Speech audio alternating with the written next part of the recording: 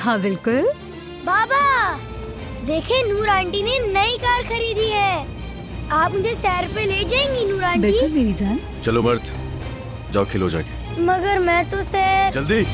मैं तो ये तक नहीं जानता था कि तुम्हें गाड़ी चलानी आती है नूर। हम सबको तुमने सरप्राइज कर दिया है। अब चाहे कुछ भी हो, लेकिन डिस्काउंट तुम्हें लेना पड़ेगा। Thank you so much. मगर अच्छा बस तैयारी करो, हम सुबह निकल जाएंगे। वेकेशंस पे जा रहे हैं हम लोग। मैं मर्द का सामान पैक कर देती हूँ जाके। सिर्फ हम दोनों जा रहे हैं। गार्डन में आओ। तुम नहीं जाओगे, अलीना के साथ तुम कहीं नहीं जाओगे। ये मोहब्बत बदुआ बन गई है